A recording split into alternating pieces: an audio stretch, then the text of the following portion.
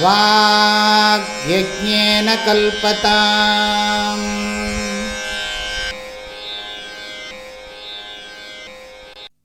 ஆனந்தமானந்தகரம் பிரசன்னம் போதஸ்வரூபம் நிஜபாவயுக்தம் யோகீந்திரமீட்யம் பவரோகவைத்யம் ஸ்ரீசித்பவானந்தகுரும் நமாமி. காலை சொற்பொழிவின் போது குருபாதுகா ஸ்தோத்திரத்தில் 3 ஸ்லோகங்கள் பார்த்திருக்கிறோம். 4வது ஸ்லோகத்திலிருந்து 9வது ஸ்லோகம் வரை விளக்கம் அறிந்து கொள்ள வேண்டும். முதல் 3 ஸ்லோகங்களை மீண்டும் சொல்லுகிறேன். 4வது ஸ்லோகத்தையும் சொல்லி பிறகு விளக்கத்தை துவக்குகிறேன். அனந்த சம்சார சமுத்திரதார நௌகாயிதாப்யாம் குருபக்திதாப்யாம் வைராக்ய சாம்ராஜ்யத பூஜனாப்யாம் நமோ நமः ஸ்ரீ குருபாதுகாப்யாம் கவித்வவாராஷி நிஷாகராப்யாம் தௌர்பாக்யதாவாம்புதமாலிகாப்யாம் தூரீகிருதானம்ரவிபத்திதாப்யாம் நமோ நமः ஸ்ரீ குருபாதுகாப்யாம் நதாயயோ ஸ்ரீ பதிதாம் சமீயுः கதாசிதப்யாசு தரித்ரவர்யாः மூகாஷ்ச வாசஸ்பதிதாம் ஹிதாப்யாம் நமோ நமः ஸ்ரீ குருபாதுகாப்யாம் நாலீகநீகாசபதாஹ்ருதாப்யாம் நானாவிமோகாதிநிவாரிகாப்யாம் நமஜ்ஜனாபீஷ்டததிப்ரதாப்யாம் நமோ நமः ஸ்ரீ குருபாதுகாப்யாம்.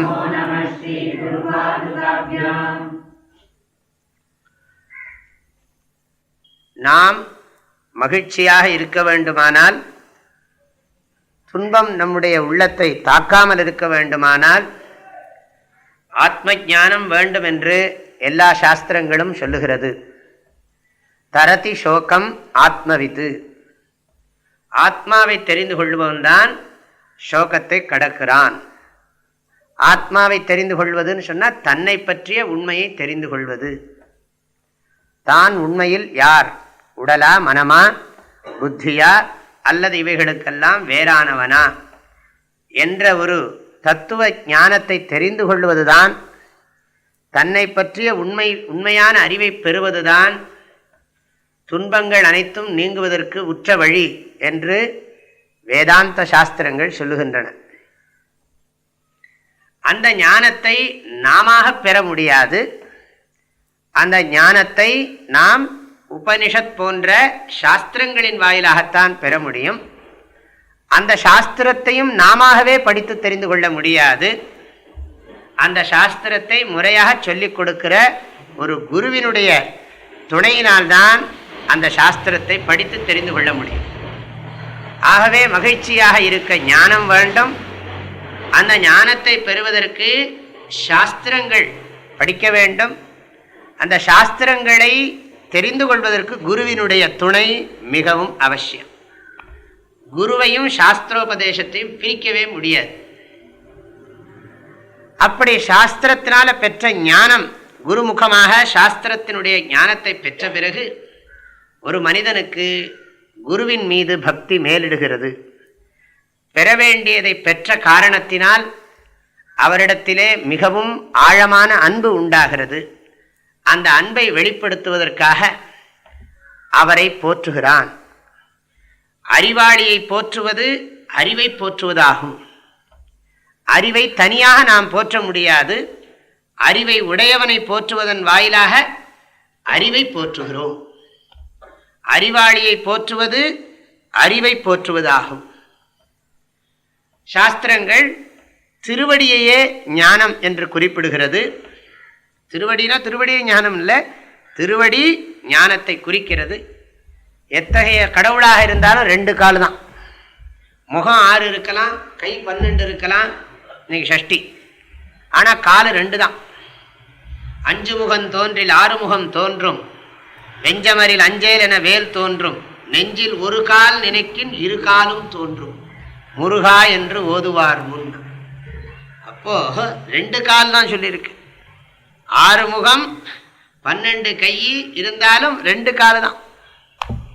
அந்த 2 கால் எதை குறிக்கிறதுன்னு சொன்னா தர்மா தர்ம விவேகம், தத்துவ அதத்துவ விவேகம். அதை தாங்கிறது இந்த பாதுகை. இந்த பாதுகை அந்த குருவினுடைய திருவடியை தாங்குகிறது. குருவினிடத்திலே ஞானம் இருக்கிறது. ஞானத்தை குருவினிடத்திலே போற்றுவதற்கு எப்படி கை கொடுக்கிறோமோ அதுபோல காலை பூஜை பண்றோம். அந்த காலை தாங்கிறது எது? இந்த பாதுகை. இந்த பாதுகையை பூஜை பண்ணினாலே நாம அறிவை போற்றியதாகிறது.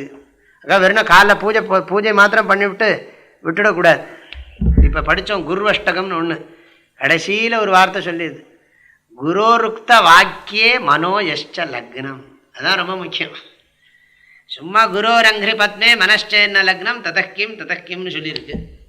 ஆனால் அதை விட ரொம்ப முக்கியம், கடைசியில் குரு சொன்ன வார்த்தையில் எவனுடைய மனசு நிற்கிறதோ அப்பத்தான் பிரயோஜனம்னு சொல்லியிருக்கு. இதெல்லாம் புறச்சடங்குகள் தான். ஆனால் இந்த புறச்சடங்குகள் மனதிலே ஒரு பண்பை உருவாக்குகிறது, ஒரு நல்ல பாவனையை உருவாக்குகிறது. அந்த பாவனையோடு கூடிய தத்துவ ஞானம் தெய்வீகத்தோடு கூடிய ஞானமாக இருக்கிறது. ஆகவே தான் இந்த குருவினுடைய பாதுகையெல்லாம் போற்றி வணங்குகிறோம். இதனை வணங்குறதன் மூலம் நம்முடைய ஞானம் தெய்வீகமாக இருக்க வேண்டும் என்பது நோக்கம். ஆகவேதான் இந்த இத்தனை 3 ஸ்லோகத்தில் விளக்கம் பார்த்தோம். 4வது ஸ்லோகம் சொல்லுகிறது, நாலீக நீகாச பதாகிருதாபியாம். நாலீகன்னு சொன்னா தாமரை. ரொம்ப சம்ஸ்கிருதம் தெரிஞ்சவங்களே கொஞ்சம் யோசிக்கும்படி எழுதுறாரு. சம்ஸ்கிருதம் என்ன, அந்த சாதாரண பண்டிதர்கள் மாதிரி பேசினா அப்புறம் அவ்வளோ பெரிய ஜெகத்குருவுக்கும் நமக்கு என்ன வித்தியாசம் இருக்குது? ஒரு ஸ்தானத்தில் அவங்கள உட்காந்து வச்சுருக்காங்கன்னா அப்புறம் அதுக்குன்னு ஒரு கெப்பாசிட்டி இருக்கணும் இல்லையா? அதனால அந்த ஒரு உயர்ந்த ஸ்தானத்தில் இருக்கிறதுனால அவருக்கு எவ்வளவு தூரம் அந்த ஸ்தானத்துக்குரிய அளவுக்கு தகுதியை காட்டணும். அப்போ தான் அந்த ஸ்தானத்தினுடைய பெருமை நமக்கு விளங்கும். அதாவது அது காட்டணுங்கிறது அவங்களுக்கு நோக்கம் இல்லை, அந்த ஸ்தானத்தை பெருமைப்படுத்தணும், அது அவங்களுடைய நோக்கம். ஆகையினால மற்றவர்கள் சொல்லுகின்ற சாதாரண வார்த்தைகளை பயன்படுத்தாம உயர்ந்த பதங்களை எல்லாம் போடுறார். அதுவும் இவரே காயின் பண்ற மாதிரி இருக்கு சிலதெல்லாம் வேர்ட்ஸ் எல்லாம். அதனால நாலீக்கன்னு சொன்னா எது குழாய் போன்ற கொடியிலிருந்து தோன்றுகிறதோ அதுக்கு பேரு நாளீக்கம். தாமரை நாளம், அந்த தாமரை கொடி இருக்க உள்ளுக்குள்ள ஹோல் இருக்குது. அதனாலதான் அதை வச்சுருந்தா சொல்றார் நாளீக்கம்னா தாமரை. ஆக அதே மாதிரி நளினி தலம் அப்படின்னு சொல்லுவோம். நளினிங்கிறது அதுல இருந்து வந்ததுதான். சரி, ரொம்ப நான் வியாக்கியானம் பண்ணல, இதோட நிறுத்திக்கிறேன். நாளீக்கம்னா தாமரை. நாளீக்கம்னா தாமரை. நீகாஷன்னு சொன்னா 2 மீனிங் இருக்கு. நீகாஷன்னா ஒளின்னு ஒரு அர்த்தம், இன்னொரு அர்த்தம் ஒப்புன்னு அர்த்தம். தாமரைக்கு இந்த கான்டெக்ட்ல ஒப்புன்னு அர்த்தம். நீகாஷன்னா சமானமான, தாமரைக்கு ஒப்பான. பதம்னா திருவடி, குருவினுடைய திருவடி. ஆகிருதாபியாம், அந்த திருவடியை தாங்குவதுன்னு நம்ம அர்த்தம் சொல்லியிருக்கேன் தமிழ்ல. அதை இழுக்கிறதான். அந்த பாதுகையானது அந்த தாமரைக்கு ஒப்பான திருவடியை அது கவர்ந்து இழுக்கிறதா அந்த பாதுகை.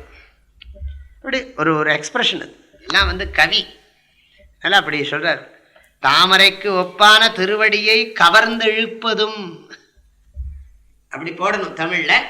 ஆனா தாங்குவதும்னு போட்டிருக்கேன். கவர்ந்து இழுப்பதும் நானா விமோகாதி நிவாரிகாபியாம்.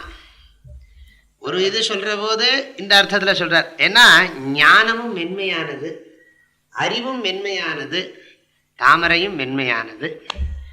அறிவு வந்ததுன்னா எல்லாமே நன்றாக வாழ்க்கையில் எல்லாமே தெளிவாக இருக்குது, சந்தோஷமாக இருக்குது. தாமரை புஷ்பம் நல்லா மலர்ந்த பார்க்குறதுக்கு எப்படி இருக்குது? ஹைன்னு பார்க்குறோம். நன்றாக விரிஞ்சிருக்குன்னு வச்சுங்களேன். மொட்டாக இருந்தால் எப்படி இருக்காது, அவ்வளோ ரசிக்காது. அது நன்றாக விரிஞ்சிருக்கிற போது அதுவும் நேச்சுரலாக விரிஞ்சிருக்கணும். நம்ம வாங்கி இப்படி தட்டி விரித்து எல்லாம் பண்ணுறோம், அது வேறு விஷயம். அதுவாக விரிஞ்சிருக்கணும். அந்த சூரியனை பார்த்து விரிஞ்சிருக்கிற அந்த தாமரையை பார்க்கும் பொழுது அதில் இருக்கிற நிறம், அதனுடைய வடிவம் எல்லாம் நம்முடைய உள்ளத்தை கொள்ளை கொள்கிறது. அதனால தான் தாமரை முகம், தாமரை கண், இந்த எக்ஸாம்பிள்லாம் சிலது தான் இருக்கும், அது தவிர வேறு போட முடியாது. அதனால் கால் தாமரையாக இருக்குது, கை தாமரையாக இருக்குது, முகம் தாமரையாக இருக்குது, கண்ணு தாமரையாக இருக்குது. இப்படிதான் சொல்லுவாங்க, சாதாரணமாக இப்படி தான் சொல்கிறாங்க. கராரவிந்தேன பதாரவிந்தம், முகாரவிந்தே வாய் தாமரையாம், வினிவேஷயந்தம். இந்த கோபாலகிருஷ்ணன், ஆலிலை கிருஷ்ணர் இருக்கார், அவர் என்ன பண்ணிருக்காருன்னா ஒரு கட்டை விரலை தூக்கி வாயில் வச்சுட்டு இருக்கார். அதை வர்ணிக்கிறாங்க. கராரவிந்தம்னா கை, பதாரவிந்தம்னா கால். கைத்தாமரையினால் கால் தாமரையை அப்படி சொல்லணும். காலாகிய தாமரையை எடுத்து வாயாகிய தாமரைக்குள் வைத்திருக்கிறார். கராரவிந்தேன பதாரவிந்தம் முகாரவிந்தே வினிவேஷயந்தம் வடஸ்ய பத்ரஸ்ய புட்டேஷயானம் பாலம் முகுந்தம் மனசாஸ்மராமி. மாதிரி எல்லாத்துக்கும் வர்ணிக்கிறதுக்கு தாமரையை சொல்லாமல் இருக்க முடியாது. அங்கே இந்த இவரும் சொல்றார், மற்றவங்களும் தாமரையை சொல்றாங்க, இவரும் தாமரையை சொல்றார். நான் தாமரை சொல்றேன், வேற விதமா சொல்லுவேன் அப்படின்னு காட்டுறாரு. நாலீக நீகாஷ பதாஹிருதாபியாம் நானா விமோகாதி நிவாரிகாபியாம். மனிதனுக்கு எவ்வளவோ மயக்கம் இருக்கு. பொய்யானதை உண்மைன்னு நினைக்கிறான், உண்மையை பொய்ன்னு நினைக்கிறான். சுகம் தராததை சுகம் தரும்னு நினைக்கிறான், சுகம் தரக்கூடியதை சுகம் தராதுன்னு நினைக்கிறான். நல்லவனை கெட்டவன்னு நினைக்கிறான், கெட்டவனை நல்லவன்னு நினைக்கிறான். என்னதான் பாக்கி இருக்கு? எல்லாவற்றிலுமே மனிதனுக்கு மோகம் இருக்கு. விமோகாதி, விமோகம்னா விசேஷ மோக, நானா விமோக, பல்வேறு வித விஷயங்கள்ல மோகம். ஒன்னா ரெண்டா நிறைய இருக்கு. மோகம்னா என்ன அர்த்தம்னா சரியா இருக்கிறத தப்பா புரிஞ்சுக்கிறதுக்கு பேர் மோகம். நல்லதை சரியானதை தவறாகவும் தவறானதை சரின்னு தெரிஞ்சுக்கிறது தான் மோகம். அந்யோன்ய அத்தியாசம், ஒன்று குழப்பிடுறது. இது குழம்பினது மாத்திரமில்லை, எல்லாரையும் குழப்புறது. தானும் குழம்பி மற்றவர்களையும் குழப்பி ஒரே குழப்பமயம் ஜகத்து. அதனால நானா விமோகங்கள் மக்களுக்கு இருக்கு. ஆனா இந்த குரு என்ன பண்றாருன்னா கிரமமா டீச் பண்றார், முறையா சொல்லி கொடுக்கிறார். அப்படி சொல்லி கொடுக்கிற பொழுது ஒவ்வொரு விஷயத்தையும் அவர் கிரமமா விசாரம் பண்றதுனால நமக்கு எல்லா விதமான மோகங்களும் நீங்குகிறது. நம்ம எதெல்லாம் தப்புன்னு நினைச்சிட்டு இருந்தோமோ அதெல்லாம் சரின்னு தோன்றது, எதெல்லாம் சரின்னு நினைச்சிட்டு இருந்தோமோ அதெல்லாம் தப்புன்னு அப்புறம் புரியுது. முறையாக நாம் படிக்காததுனால, சரியாக சிந்திக்காததுனால நமக்கு தர்மம் அதர்மமாகவும் அதர்மம் தர்மமாகவும் தோன்றியது. ஆனால் முறைப்படி யுக்திப்படி லாஜிக்கலா ஸ்ருதி யுக்தியோட அனுபவத்தோட விஷயங்களை விளக்கும் பொழுது அந்த மோகங்கள் எல்லாம் நீங்குகின்றன. அதனால பகவான் கீதையில சொல்வார், யஜ்ஞாத்வா ந புனர்மோகம் ஏவம் யாஸ்யசி பாண்டவ. அர்ஜுனா, எதை அறிந்த பிறகு நீ மயக்கம் கொள்ள மாட்டாயோ, ஏன பூதான் யசேஷேண திரக்ஷ்யஸ்யாத்மன்யதோமயி. அந்த ஞானத்தை அடைந்த பிறகு எல்லா உயிர்களிலும் ஒரே வஸ்துவை காண்பாயோ, அதை பற்றி நான் உனக்கு சொல்லுகிறேன் அப்படின்னு சொல்லுவார். ஏஷா பிராமி ஸ்திதி பார்த்த நைனாம் பிராப்ய விமுஹ்யதி. அதான் இங்க சொல்லியிருக்கு. நானா விமோகாதி ஆதி. ஆதினா என்ன அர்த்தம்? நிறைய இருக்கு. மயக்கம் வந்தா தகராறு என்னெல்லாமோ வரும். அதுக்கப்புறம் அதை உண்மைன்னு நினைச்சதுனால, பொய்யை உண்மைன்னு நினைச்சதுனால அந்த உண்மையை சொல்லணும்னு நினைப்போம், அதை அடையணும்னு நினைப்போம், அதுக்காக பணம் சம்பாதிப்போம், கஷ்டப்படுவோம். ஒன்றும் இல்லை, வீடு சுகம் தரும் அப்படின்னு ஒரு எண்ணம் இருக்குன்னு வச்சுக்கோங்க. வீடு சுகம் தரும். சாதாரண நான் வேதாந்த சாஸ்திரத்தில் சொல்ற வீடு வேற, அந்த வீடு வேற, இந்த வீடு வேற. நான் சொல்றது கட்டடம், செங்கல், சுண்ணாம்பு, சிமெண்ட் இதெல்லாம் இருக்கே. வீடு சுகம் தரும் அப்படின்னு ஒரு எண்ணம் இருக்குன்னு வச்சு. சுகம் தருங்கிற எண்ணம் தான் மோகம். முதல்ல ஆரம்பமே தகராறு. வீடு சுகம் தருங்கிற அந்த எண்ணம் இருக்கே, அது ஆரம்பமே தகராறு. அதனால அது முதல்ல மோகம். அதுல சுகம் வருங்கிற எண்ணம், அது சுகம் வருங்கிறதுனால என்ன பண்ணணும், அதுக்காக முயற்சி பண்ணும். இப்ப நான் எப்படி இருக்கேன், வாடகை வீட்டில் இருக்கேன். வாடகை வீட்டில் இருக்கிற எனக்கு சொந்த வீடு வந்தா சுகம்னு நினைக்கிறேன். அதுக்காக வேண்டி யாரும் வீடு சொந்த வீடு கட்டக்கூடாதுன்னு அர்த்தம் இல்லை. விஷயத்தை புரிஞ்சுங்க. சொந்த வீடு கட்டினா சுகம் கிடைக்குங்கிறது தான் தப்பு. சொந்த வீடு வேணும், ஆனால் அது சுகம் கிடைக்குமாங்கிறதுலாம் பிரச்சனை. சொந்த வீடு கட்டிட்டா சுகமாக இருக்கலாம்னு நினைக்கிறோம். அதுக்காக என்ன பண்ணுறோம், நாம் என்னெல்லாமோ பிளான் பண்ண வேண்டியிருக்கு. நமக்கு ஓரளவுக்கு பணம் வரவு இருக்குது. அப்போ அந்த பணத்தை எப்படி அட்ஜஸ்ட் பண்ணால் வீடு கட்டலாம். இடம் வாங்கணும், முதல்ல இடம் வாங்கணும், இடம் பார்க்கணும், அப்புறம் இடம் வாங்கணும். பாருங்க, வீடு சுகம் தரும்னு நினச்சதுக்கப்புறம் எவ்வளோலாம் ஆரம்பிக்குது பாருங்க. அதனால தான் ஆதிபதம். ஆதினா முதல், ஆன அப்படின்னு முதல்ல ஆரம்பித்தது மோகம்தான். அதுக்கப்புறம் இடம் பார்க்கணும், இடம் பார்த்த உடனே சுற்றுன்னு சுற்றணும். யானி காணிச்சா பாப்பானி ஜென்மாந்தர கிருதானிச்சா. அதனால எல்லாம் சுற்றுன்னு சுற்றி புரியாது. இதெல்லாம் இந்த ஸ்லோகத்தில் இருக்குது சம்ஸ்கிருதம். யானி காணிச்சா என்னெல்லாம் பாவம் பண்ணோமோ அதுக்கெல்லாம் சுற்றணும்னு அர்த்தம். அதனால் எல்லாத்தையும் சுற்றி பார்த்து கடைசியில் எப்படி ஒரு வழியில் வந்து அது பேச்சுவார்த்தையில் அது இவ்வளவான்னு இழுத்து அப்புறம் கடைசி இப்படி வர்ணிக்க ஆரம்பிச்சேன்னா முடியாது. உங்களுக்கு எல்லோரும் தெரியும். அது போருன்னு நிறுத்திக்கலான்னு நினைக்கிறேன். ஏன்னா அடுத்த ஸ்லோகெல்லாம் சொல்லணும். அதனால் இது முடிவே இல்லாமல் அத்தனை குழப்பத்தை உண்டாக்குறது. அப்புறம் கடைசியில் போய் வீட்டுக்குள்ளே உட்கார்ந்த உடனே என்ன தெரியுறதுன்னா வீடு திருப்தியாக இருக்காது. எல்லாருக்கும் நல்லா இருக்கிற மாதிரி இருக்கும், நமக்கு மாத்திரம் நல்லா இருக்காது.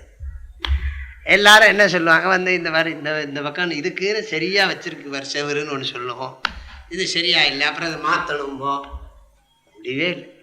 அப்புறம் நமக்கு ப்ராக்டிக்கலாக பார்க்குறப்போ சிலதெல்லாம் ஒத்து வராது. ஆசையில் சிலதை பண்ணி வச்சுருப்போம். கடைசியில் அந்த ஆசை போனால் போகிறோம், விட்டா போகிறோன்னு ஆகிடும்.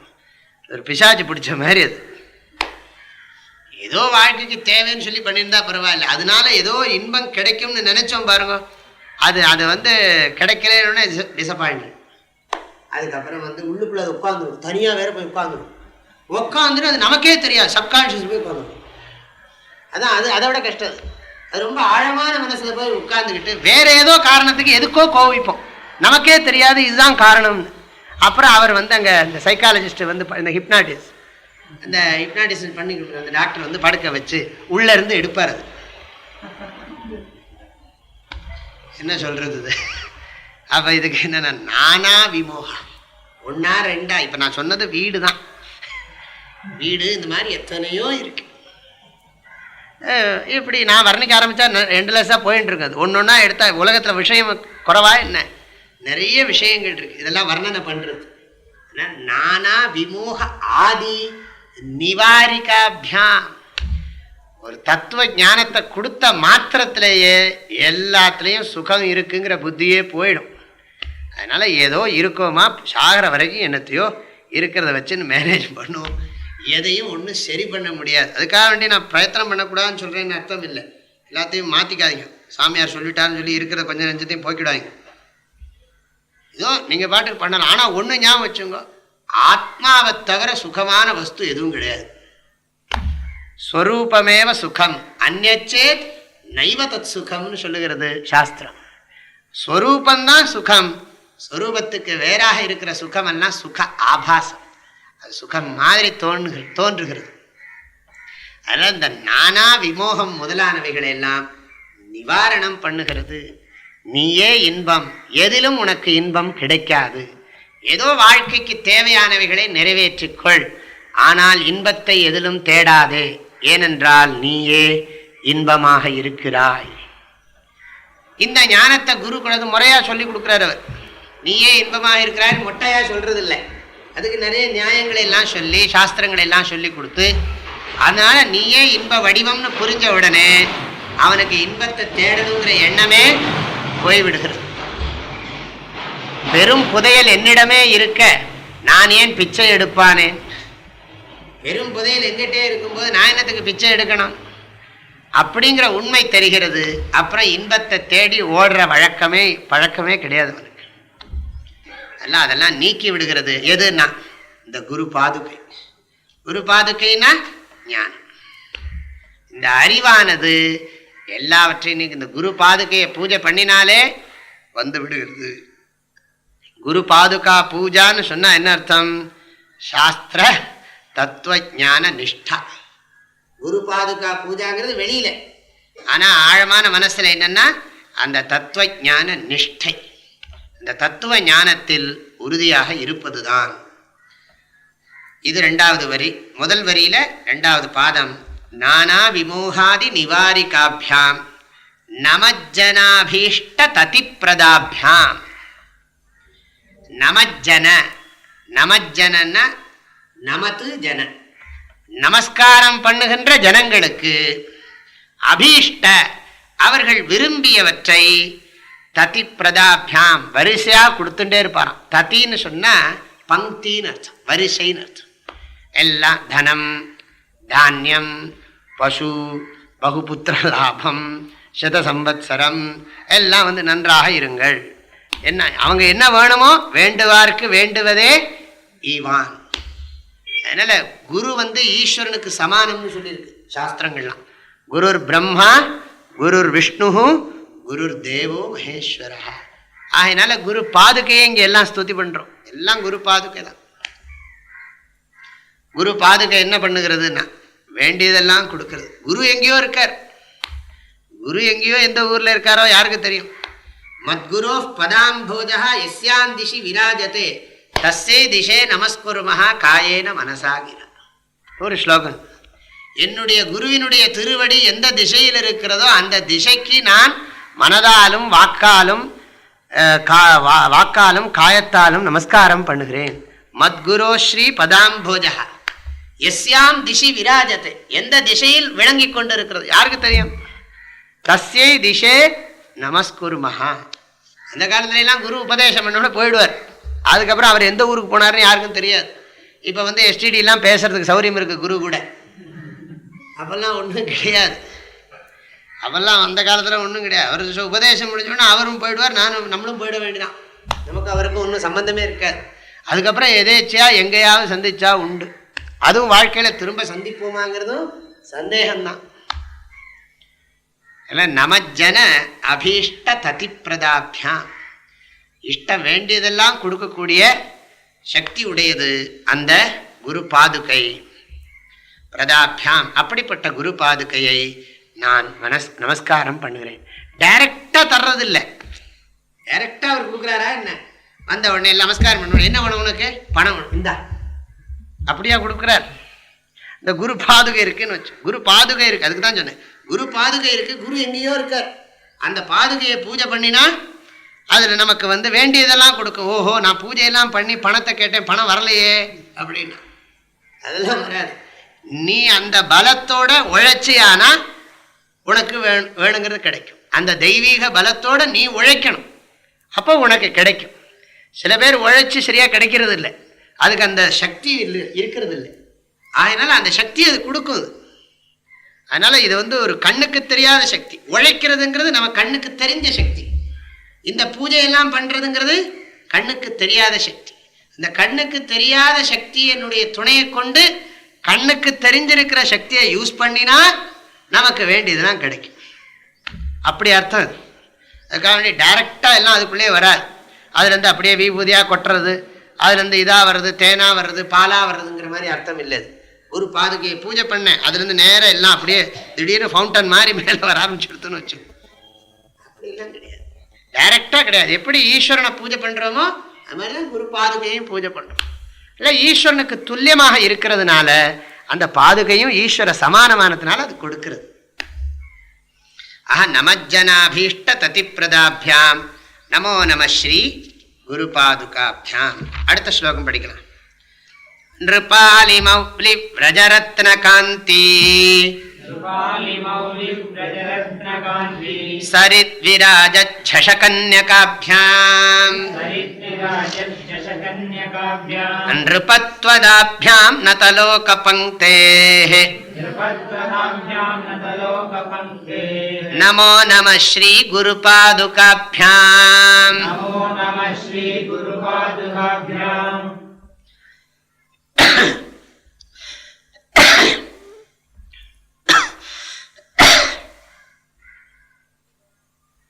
இது ஒரு கவியினுடைய அழகை காட்டுகிற ஒரு ஸ்லோகம். அதாவது குருநாதர் நடந்து போறாராம். அவர் காலில் பாதுகை போட்டிருக்கார். அது நடந்து போகிறார். அப்போ வரிசையா ராஜாக்கள்லாம் நிற்கிறாங்க. பெரிய பெரிய மகாராஜாக்கள்லாம் நிற்கிறார்கள். அவர்கள் எல்லோரும் கிரீட்டம் வைத்திருக்கிறார்கள்.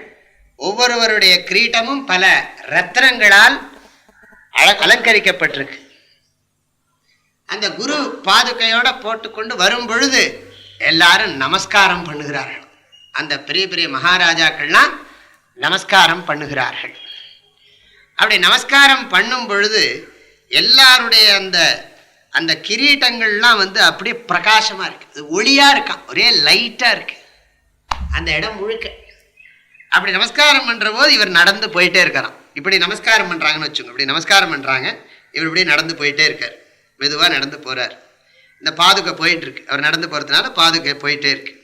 இது எப்படி இருக்குன்னா, அப்படி சொல்றாரு, எப்படி இருக்குன்னா அந்த ரத்தன காந்தி ஒளி இருக்கே, அந்த ஒளியில இந்த பாதுகை போறதுங்கிறது அந்த ரத்தன ஒளி கடலில் ஒரு மீன் செல்லுவது போல இருக்கிறது அப்படின்னு ஒரு வர்ணனை.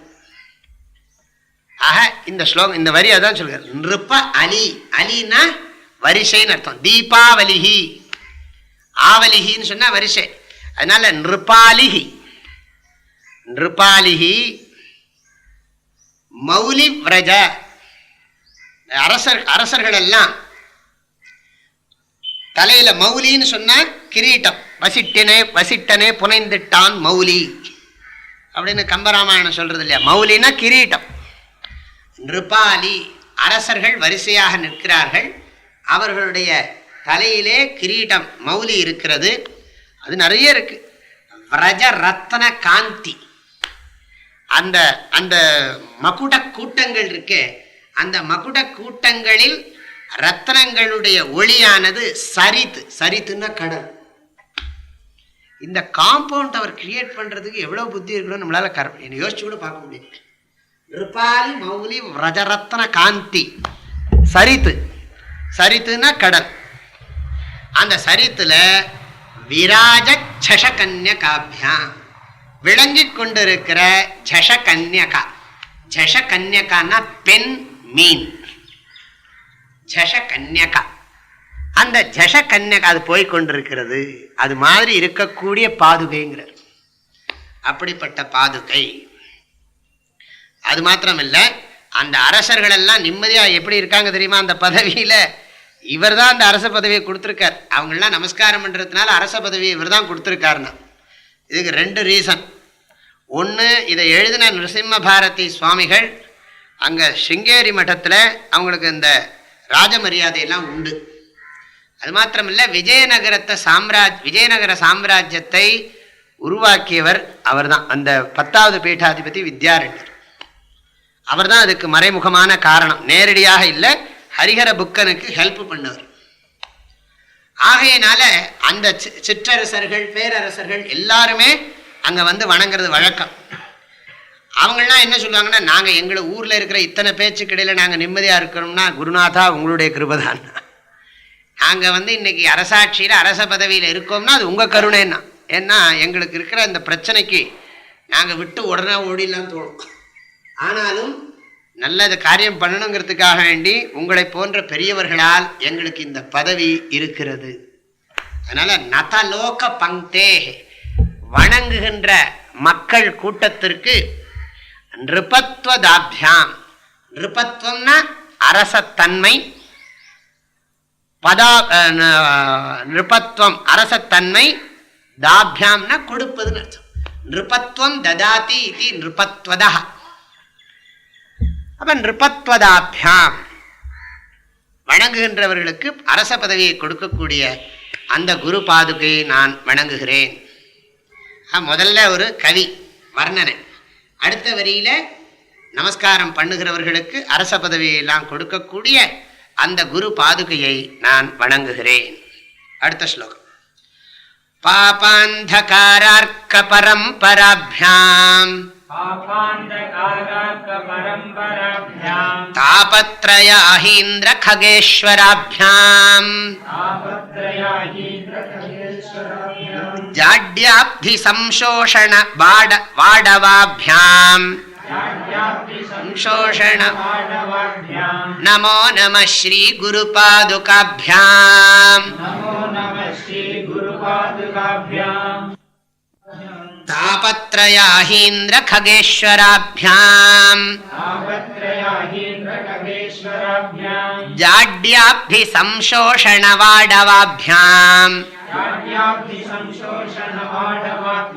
नमो नमः श्री गुरुपादुकाभ्याम्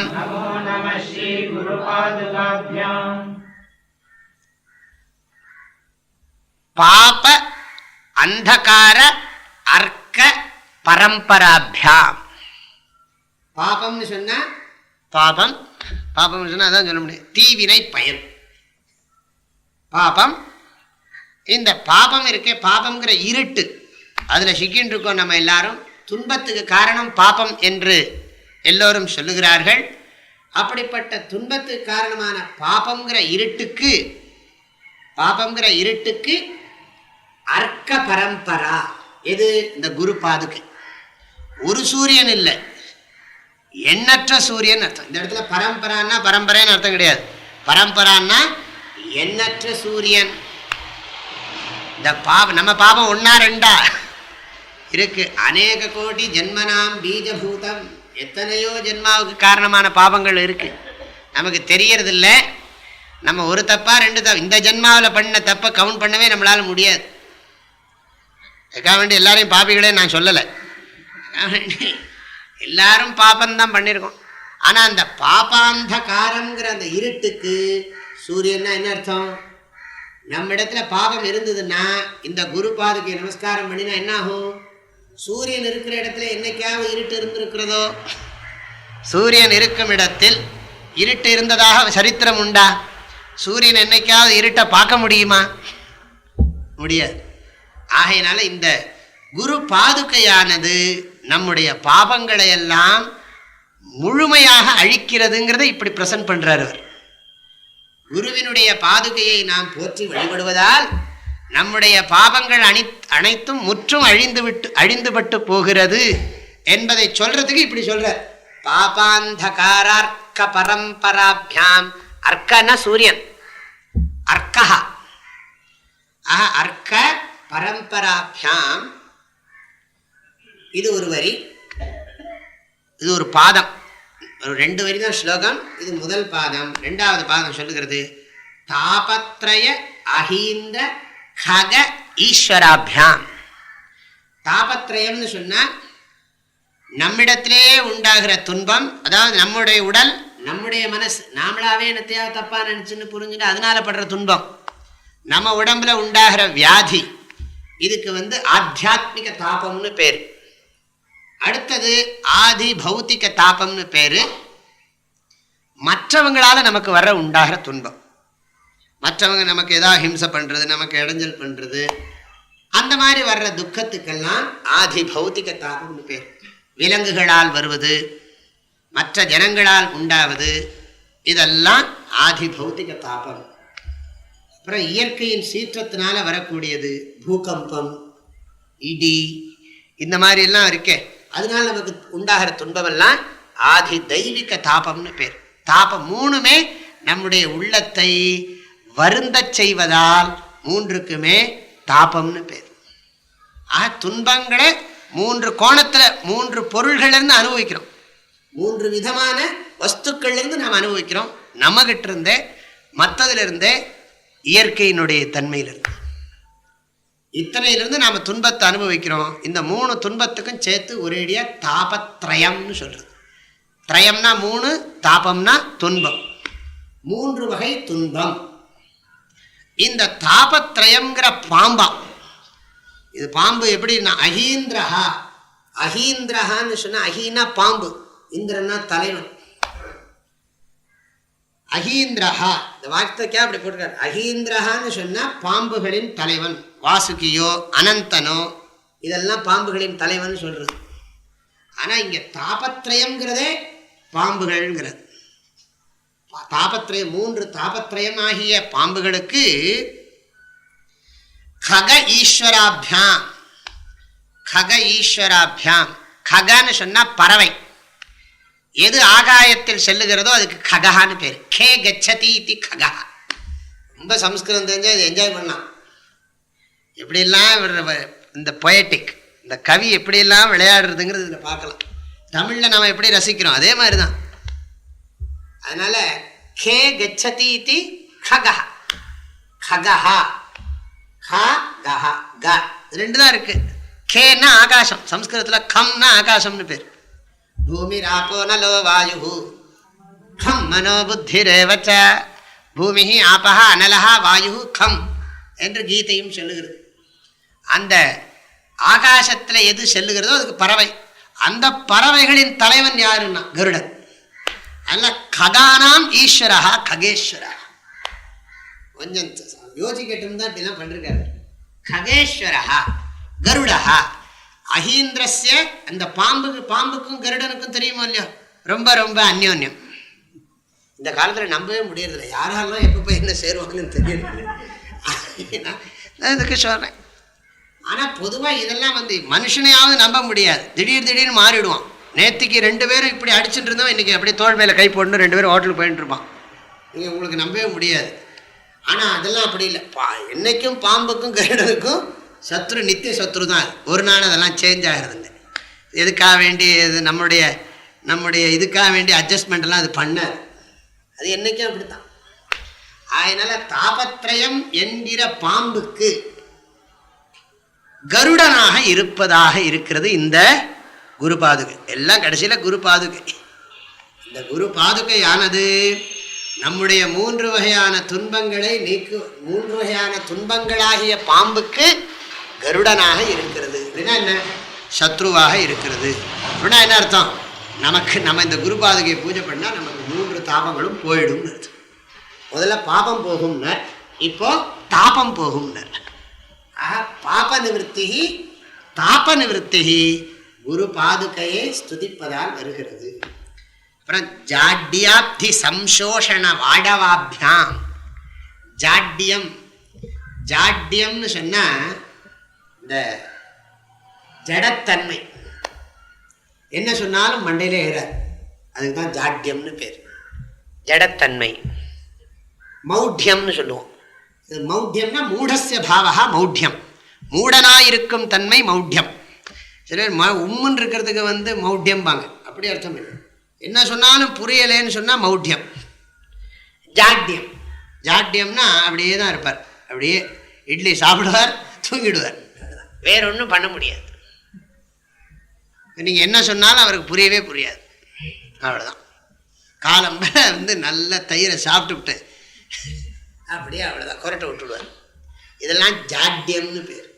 இந்த ஜாட்யம்ங்கிறது ஜனங்களுக்கு ரொம்ப இருக்கு. கொஞ்ச நேரம் உட்கார்ந்து பொறுமையாக படிக்க சொல்லுங்க பார்ப்போம். ஒரு நல்ல புஸ்தகத்தை கொடுத்து, அதுதான் ரொம்ப முக்கியம்.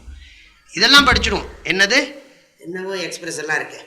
அதெல்லாம் எக்ஸ்பிரஸ், அந்த எக்ஸ்பிரஸ், இந்த எக்ஸ்பிரஸ், இந்த சினிமா புஸ்தகங்கள், அரசியல் விஷயங்கள், எதெல்லாம் யூஸ்லெஸ்ஸோ அதெல்லாம் ரொம்ப இன்ட்ரெஸ்டாக படிக்கிறோம். இந்த மாதிரி ஸ்லோகத்தை கேட்கணும்னா அந்த 1 மணி நேரத்துலேயே நமக்கு எப்படி ஆகிடுறது பாருங்க. ஜாட்யம் வந்துவிடுறது. ஏன்னா இந்த மாதிரி ஸ்லோகமெல்லாம் இது என்னது? ககா ஈஸ்வராபியாம் கே கச்சதி ககா கம்னு சொன்ன ஆகாசம் தோன்றது இல்லையா? அப்படி நினைக்கிறோம் இல்லையா? அதுதான் ஜாட்யம். ஜாட்யம்னா வேற ஒன்றும் இல்லை. நமக்கு இதெல்லாம் உள்ள போகலைன்னா ஜாட்யம் தான். ரொம்ப சிரமப்படுறோம். இதை அப்படி புரிஞ்சுக்கிறது கஷ்டப்படுறோம். பேசாமல் ஒரு தமிழ் நூல் எடுத்துருக்கப்படாது இந்த சுவாமி. தமிழில் சொன்னாலே நமக்கு புரியாது. அதையும் சம்ஸ்கிருதத்தில் எடுத்து, சம்ஸ்கிருதத்திலே கஷ்டமான சம்ஸ்கிருதம். இந்த நமக்கு ஒரு ஒரு புஸ்தகத்தை ரொம்ப நேரம் படிக்க முடியறதில்லை. அது ஆரம்பத்தில் சில சமயம் நமக்கு இன்ட்ரெஸ்ட் இருக்கும், எந்த புஸ்தகத்துலையுமே இன்ட்ரெஸ்ட் போயிடுது. எல்லாத்துலேயும் அப்படி இருக்குது. அது இருக்கக்கூடாது, அதை டெவலப் பண்ணி ஆகணும். நாங்கள் அது ஒரு நல்ல பழக்கம். அது நல்ல புஸ்தகங்களை ரொம்ப நேரம் படிக்கிறதுக்கு நம்ம பழகணும். அப்படி எப்போ பழகிறோமோ அப்போ உங்களுக்கு தெரியும் அதனுடைய நன்மை. அப்போ தான் தெரியும். அதெல்லாம் வெளியில் விளக்கியெல்லாம் சொல்ல முடியாது. நல்ல புஸ்தகங்களை நீண்ட நேரம் படிப்பதற்கு பழகிக்கொள்ள வேண்டும். அது ஒரு நல்ல இது. இப்போ இங்கே என்ன சொல்றார், ஜாட்யம்ங்கிற அப்தின்னா என்ன, சமுத்திரம். நம்மக்கிட்ட இந்த ஜடத்தன்மைங்கிறது கடல் மாதிரி பெருசாக இருக்கு. ஆனால் இந்த குரு பாதுகை இருக்கே, இதை பூஜை பண்ணின மாத்திரத்தில் இந்த ஜாட்யம்ங்கிற கடலை வற்ற செய்யக்கூடிய எரிமலையாக இருக்குது. இந்த கடலுக்கு நடுவிலே எரிமலைகள்லாம் உண்டு. கடலுக்கு நடுவிலே உண்டு. நீங்கள் பார்த்தீங்கன்னா இந்த ரீயூனியன் ஒரு கண்ட்ரி இருக்குது. அந்த கண்ட்ரியில் பார்த்தீங்கன்னா பச்சையாக இருக்கும் மலை, இந்த பக்கம் மரங்கள்லாம் முளைச்சிருக்கும். திடீர்னு உள்ளுக்குள்ளேருந்து ஒரு நெருப்பு குழம்பு அப்படி மேலே பிச்சுட்டு வரும். அப்படியே அந்த நெருப்பு குழம்பு போயிட்டே இருக்கும். இந்த பக்கம் பார்த்தீங்கன்னா பச்சை பச்சையர்னு மரம் இருக்கும். இந்த பக்கம் பார்த்தீங்கன்னா அந்த நெருப்பு குழம்பு அப்படியே ஆறாட்டம் ஓடிட்டு இருக்கும். அதே மாதிரி சமுத்திரத்துக்குள்ளே இருக்குது. அதுக்கு பேர் வடவாக்னின்னு பேர். அக்கடலின் மீது வட அனல் நிற்க இலையோ, ஆழாழி கரையின்றி நிற்க இலையோ, கொடிய ஆலம் அமுதாக இலையோ, அக்கடலின் மீது வட அனல் நிற்க இலையோங்கிறார் தாய்மானவர். கடல்ல அக்னி இருக்கு. சூரியன்லேருந்து இந்த பூமி தெரிச்சதாக நம்ம சயின்ஸ் சொல்லுகிறது. அதனால இன்னும் பூமியில எத்தனையோ பகுதிகள் நெருப்பு குழம்போடு இருக்கு. ஜப்பான்ல இருக்கிற ஒரே சோர்ஸ், நேச்சுரல் சோர்ஸ் என்னன்னா எரிமலை தான், வேற ஒன்றும் இல்லைங்க. ஆனால் இன்னைக்கு உலகத்திலேயே தன்னிறைவு பெற்ற நாடு ஒரே நாடு எது தெரியுமா? ஜப்பான் தான். யாருக்கா நம்ப முடியுமா? எல்லா ஊர்லேயும் நம்ம போடுறோம்ல தன்னிறைவு பெற்ற ஊர் அப்படின்னு போடுறோம். அது மீறி போனால் அதுக்கு ஒரு 500 பேர் இருப்பாங்க பாப்புலேஷன், அவ்வளோதான் இருக்கும். அப்போ எதுக்கு இதெல்லாம் சொல்கிறேன்னா, வடவாக்னிலேருந்து அங்கே போயிடுது. அந்த வடவாக்னி இருக்கிறது அது நம்முடைய அந்த குரு கிருபை, குருவினுடைய அந்த பாதுகையை பூஜை பண்ணினால் அந்த அனுகிரகம் செய்யக்கூடிய அந்த ஞானம் இருக்கிறது. அந்த ஞானமானது நம்மிடத்திலே இருக்கக்கூடிய அந்த ஜடத்தன்மையை அது வற்ற செய்கிறதுங்கிறது. ஜடத்தன்மையாகிய கடலை வற்ற செய்கின்ற நெருப்பாக இருக்கிறது அந்த குரு பாதுகை. வாடவாபியாம் நமோ நம ஸ்ரீ குரு பாதுகாபியாம். சரி, அடுத்த ஸ்லோகம். சமாதி ஷட்க பிரதவை பவாபியாம் சமாதிதான வ்ரத தீக்ஷிதாபியாம் ரமாதவாங்கிரி ஸ்திர பக்திதாபியாம் நமோ நம ஸ்ரீ குரு பாதுகாபியாம்.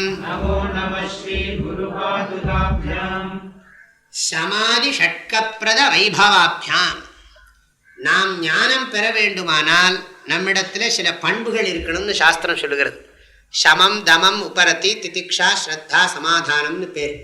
நான் அதிகமாக சொன்னால் அதுக்கு நேரம் இல்லை. இந்த 6 குணங்கள், அதாவது மனசை கட்டுப்படுத்துறது, நம்முடைய புலன்களை எல்லாம் பொறிகளை எல்லாம் புலன்களிடத்திலிருந்து கட்டுப்படுத்தி வச்சிருக்கிறது, புலனடக்கம்னு சொல்கிறது. மனசு அடக்கிறது, புலன் அடக்கிறது. உபரதி, அதாவது நமக்கு நம்முடைய கடமைகளை மாத்திரம் செய்யணும், மற்ற கடமைகளை மற்ற செயல்களை எல்லாம் நாம் விட்டு விடுறது. அல்லது இந்த நாம் மனசையும் இந்திரியங்களையும் கட்டுப்படுத்துறத மெயின்டைன் பண்ணுறது, அது ஒரு குணமாக சொல்லப்பட்டிருக்கு. அப்புறம் பொறுமையாக இருக்கிறது, இயற்கையில் வரக்கூடிய குளிர் வெப்பம், இன்னொருத்தர் சொல்கிற வார்த்தைகள், இதெல்லாம் தாங்கிக்கிறது. நல்ல வார்த்தைகள், கஷ்டமான வார்த்தைகள் எல்லாத்தையும் தாங்கிக்கிறது. இன்னொருத்தர் நம்மளை ஆக்ஷேபனை பண்ண அதெல்லாம் தாங்கிறது. பர ஆக்ஷேபாதி சகனம் திதிக்ஷா, இதெல்லாம் சொல்லியிருக்கு. அப்போ இந்த பொறுமையாக இருக்கிறது திதிக்ஷா, ஸ்ரத்த, சாஸ்திரத்தில் நம்பிக்கை, மன ஒருமுகப்பாடு, இதெல்லாம் சேர்த்து ஷட்கம்னு பேர்.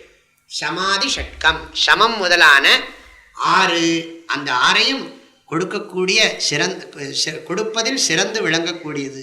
இந்த குரு பாதுகையை பூஜை பண்ணினோமானா நாம் பண்ணுற எஃபர்ட்டுக்கு நல்ல பலன் கிடைக்கும். நாம் பண்ணுற முயற்சிக்கு நல்ல ஒரு சப்போர்ட், ஒரு கண்ணுக்கு தெரியாத ஒரு சக்தியின் துணை நமக்கு கிடைக்கும். அதை கொடுக்கக்கூடியதான் இந்த பாதுகையை பூஜை பண்ணினால் நமக்கு இதெல்லாம் கிடைக்கும்னு சொல்றார்.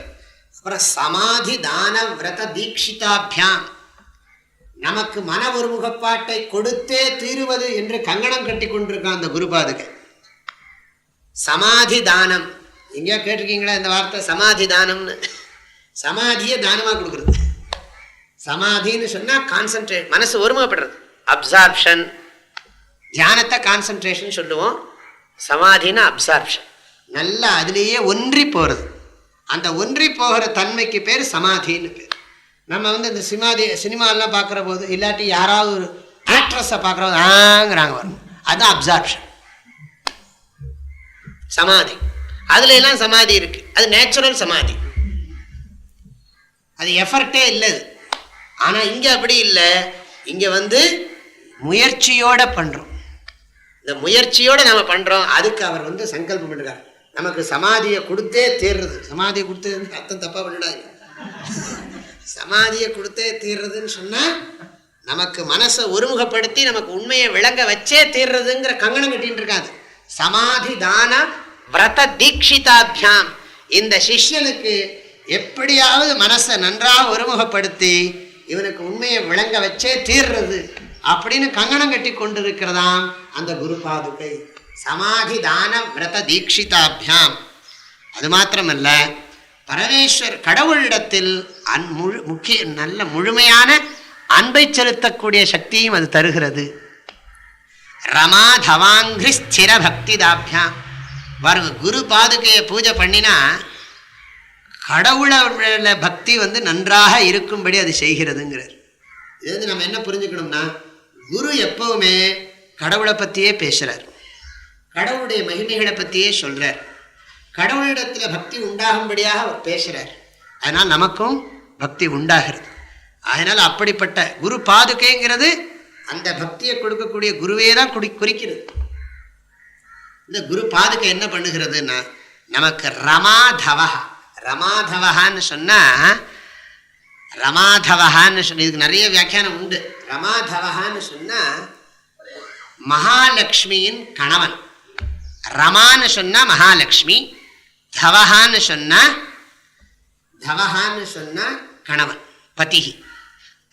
மாதவஹ ரமாதவஹ எப்படி வேணாலும் சொல்லலாம். அது இதெல்லாம் நிறைய இருக்குது அதில்.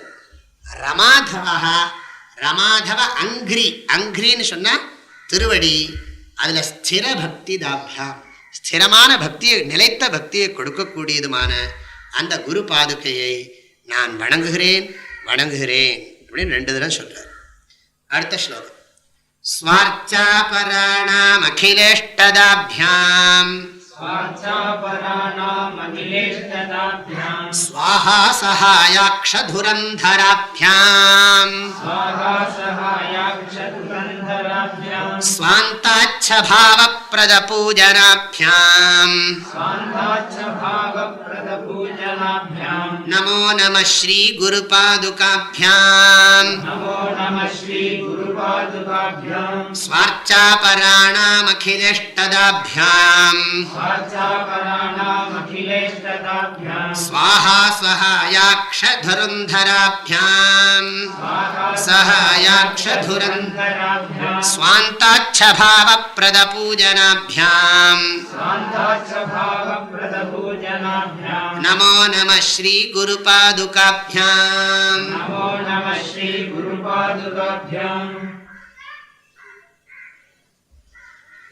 ஸ்வார்ச்சாபராணாம், ஸ்வ அர்ச்சாபராணாம், தன்னை அர்ச்சிப்பதையே லட்சியமாக கொண்டிருக்கிறவர்கள் காலையும் மாலையும் குருவினுடைய பாதுகையை பூஜை பண்ணுகிறார்கள். ஸ்வ அர்ச்சாபராணாம் அகில இஷ்டதாபியாம், அனைத்து இஷ்டமான விஷயங்களையும் கொடுக்கக்கூடியது. இஷ்டம் ததாதி இது இஷ்டதா, இஷ்டதா பாதுகா. இஷ்டம் ததாதி, நினைச்சு வேண்டியதெல்லாம் கொடுக்கிறது. அதனால தன்னை அர்ச்சிப்பவர்களுக்கு வேண்டியதையெல்லாம் கொடுக்கக்கூடியது. இதெல்லாம் ஏற்கனவே பலமுறை பார்த்துருக்கோம். அது அடுத்த வரி தான் ரொம்ப சிந்திக்கிற மாதிரி பண்றாரு. ஸ்வாஹா சஹாயாக்ஷ துரந்தராபியாம். இது ஒரு நல்ல ஒரு சிந்தனையில சொல்ல வார்த்தை.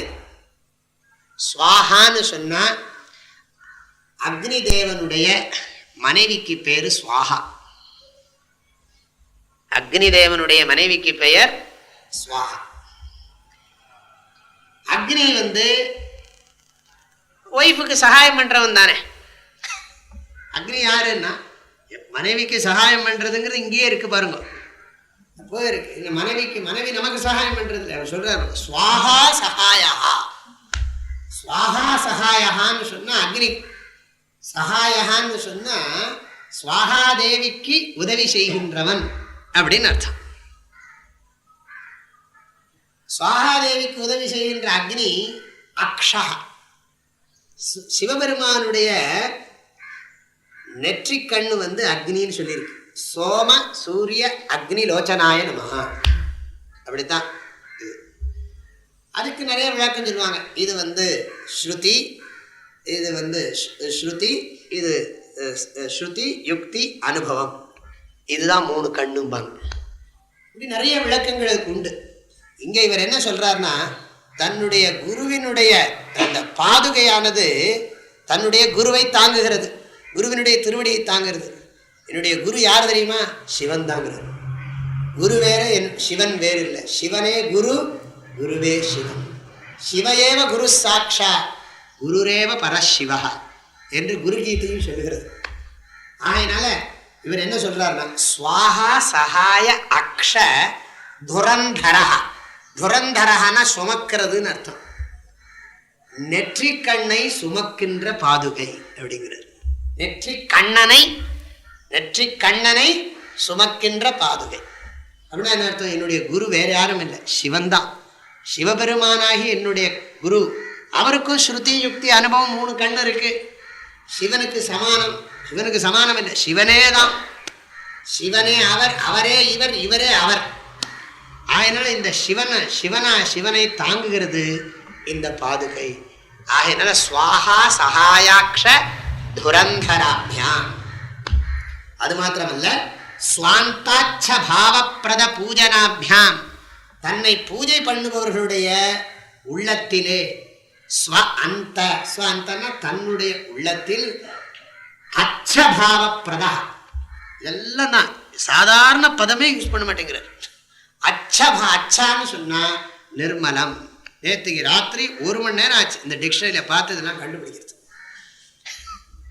இந்த சப்தத்துக்கு என்ன அர்த்தம்னு சொல்லி கண்டுபிடிக்கிறது. அதை கண்டுபிடிச்சு அது வேற 2-3 மீனிங் போடுறான். எந்த மீனிங் இங்கே எடுக்கிறதுன்னு தெரிய மாட்டேங்கிறது. விரஜன்னா வழின்னு ஒரு அர்த்தம் சொல்றான், விரஜன்னா கூட்டம்னு ஒரு அர்த்தம் சொல்றான். இந்த கான்டெக்ஸ்டுக்கு என்ன மீனிங் போட்டால் சரி வரும்னு யோசிக்க வேண்டியிருக்கு. இல்லை, ரொம்ப சந்தோஷமா இருக்கு. இப்படி சிந்திக்கும்படி இருக்கணுமே. இப்பதானே சொன்னேன் ஜாட்யாப்தி சொல்றேன் இல்லையா? அதனால அந்த அச்சபாவம்னு சொன்னா சுத்தமான பாவம், தூய உள்ளம்னு அர்த்தம். தூய்மையான பாவத்தை நிர்மலன்னு அர்த்தம். டிக்ஷனரி மீனிங் அச்சபாவன்னு சொன்னா நிர்மல பாவா. அழுக்கற்ற தன்மையை, மாசற்ற தன்மையை, தன்னை வழிபடுபவர்களுடைய உள்ளத்திலே மாசற்ற தன்மையை உருவாக்குவது இந்த குரு பாதுகை. நமோ நம ஸ்ரீ குரு பாதுகாபியாம். அந்த குருவினுடைய பாதுகைக்கு வணக்கம் வணக்கம் என்று சொல்லுகிறது. அடுத்த ஸ்லோகம். காமாதி சர்ப்ப விரஜகாருடாபியாம் விவேக வைராக்ய நிதி பிரதாபியாம் போத பிரதாபியாம் த்ருத மோக்ஷதாபியாம் நமோ நம ஸ்ரீ குரு பாதுகாபியாம். காமாதி சர்ப்ப விரஜகாருடாபியாம் விவேக வைராக்ய நிதி பிரதாபியாம் போத பிரதாபியாம் த்ருத மோக்ஷதாபியாம் நமோ நம ஸ்ரீ குரு பாதுகாபியாம். காமாதி சர்ப்ப விரஜ காருடாபியாம் சொன்னதே தான் இங்கே சொல்லப்படுகிறது. வேற விதமாக காமாதின்னு சொன்னா ஆசை முதலான சர்ப்ப, சர்ப்பன்னா பாம்பு, விரஜன்னா கூட்டம். நம்ம இடத்துல எவ்வளவோ பாம்பு இருக்கான், நம்மளை எல்லாம் பாம்புங்கிறார். உள்ளுக்குள்ள ஏகப்பட்ட பாம்பு இருக்கு. ஒரு பாம்பா ரெண்டு பாம்பா? நீ வெளியில இருக்கிற பாம்பை அடிக்கிறையே, உள்ளுக்குள்ள இருக்கிற பாம்பை எப்படிப்பா அடிக்கிறது? அதனால உள்ளுக்குள்ள நிறைய பாம்பு இருக்கு. என்னது? காமம், குரோதம், லோபம், மோகம், மதம், ஆச்சரியம். அதனால காம ஆதினுட்டார். ஆசை முதலான சர்ப்ப விரஜ, விரஜன கூட்டம், பாம்பு கூட்டங்களுக்கு காருடாபியாம் கருடனாக இருப்பது இந்த பாதுகை. இந்த பாதுகை இருக்கிறது. அது மாத்திரமல்ல, நமக்கு பகுத்தறிவு, பற்றற்ற தன்மை என்கிற பெட்டகத்தை நமக்கு வழங்குகிறது. நிதி பிரதாபியாம். நிதினா பெட்டகம், பொக்கிஷம். அதாவது விவேக வைராக்கிய நிதி பிரதாபியாம், அதை நன்றாகவே கொடுக்கிறது. போத பிரதாபியாம், இதான் ரொம்ப முக்கியம். நமக்கு முதல்ல எல்லாம் பணம் கொடுக்கும்லாம் சொல்லித்து, இப்பதான் வித்தியாசமா சொல்றது. பணமெல்லாம் முக்கியம் இல்லப்பா, புத்தி தான் முக்கியம் சொல்றது. போத பிரதாபியாம், அறிவை நன்கு வழங்கக்கூடியது. எல்லா விஷயத்திலையும் நமக்கு தெளிவான அறிவை வழங்கக்கூடியது. துருத மோக்ஷதாபியாம், முக்தியை உடனே கொடுக்கக்கூடியது. ஞானம் வந்தா உடனே முக்தி. அதனால பக்கத்துல போட்டார். போத பிரதாபியாம் துருத மோக்ஷதாபியாம். ஞானத்துக்கு அப்புறம் முக்தி, கேப் கிடையாது. முக்தியை பத்தின ஞானம் தான் ஞானம். முக்தினா என்ன ஞானம்? முக்தினா என்னங்கிறதா ஞானம். மற்றவர்கள் சாதாரண முக்தி அடையணும்னு சொல்லுவார்கள். வேதாந்தத்துல, அதுவும் அத்வைத்தத்துல, முக்தி என்பது அடையப்படுவதென்று அறிந்து கொள்ளப்படுவதாகும். முக்தி இன்றே இப்பொழுதே இங்கேயே இருக்கிறது. அது அறிந்து கொள்ளப்பட வேண்டிய ஒன்று, அடையப்பட வேண்டிய ஒன்று அல்ல. ரொம்ப முக்கியமான வார்த்தை. அதனால போத பிரதாபியாம் திருத மோக்ஷதாபியாம் நமோ நம ஸ்ரீ குரு பாதுகாபியாம். நமோ நம ஸ்ரீ குரு பாதுகாபியாம். அப்படிப்பட்ட குரு பாதுகைக்கு நமஸ்கார், வணக்கம் வணக்கம் என்று சொல்லி இது நிறைவு பெறுகிறது. இந்த எல்லா ஸ்லோகங்களுமே குருவினுடைய பாதுகையை போற்றி வணங்குகிறது. நம்முடைய கலாச்சாரத்தில் குருவினுடைய திருவடியை வணங்குவதும் அவருடைய பாதுகைகளை போற்றுவதும் நம்முடைய கலாச்சார மரபு. இது ஒன்றும் கீழான மனப்பான்மை கிடையாது. அப்படிப்பட்டவர்கள் பூஜை பண்ண வேண்டாம். அது அவங்களுக்கும் நல்லது, நமக்கும் நல்லது. அதனால இதெல்லாம் ஒரு ஆட்டிடியூட், ஒரு பாவனை. நம்ம நாட்டில் எல்லாத்தையுமே உயர்ந்ததாக கருதுறது நம்முடைய பாவனை. அந்த பாவனையின் அடிப்படையில் தான் இந்த ஸ்லோகங்களை சொல்லி இருக்கிறார் ஜகத்குரு நரசிம்ம பாரதி சுவாமிகள். இன்றைய தினம் நம்முடைய குருநாதர் ஸ்ரீ சுவாமி சித்பவானந்தருடைய மகா சமாதி நினைவு தினமாக இருப்பதால் குரு சம்பந்தப்பட்ட ஏதாவது ஒரு ஸ்லோகத்தை எடுத்துக்கொள்ள வேண்டும் என்று நினைத்தேன். அவருடைய அருளால் இந்த ஸ்லோகங்களுக்கு இந்த அளவிலே உரையை நிறைவு செய்கிறேன். ஹரி ஓம். ஓம் பூர்ணமதః பூர்ணமிதம் பூர்ணாத் பூர்ணமுதச்யதே பூர்ணஸ்ய பூர்ணமாதாய பூர்ணமேவாவசிஷ்யதே. ஓம் சாந்தி ஷாந்தி ஷாந்தி. ஹரி ஓம்.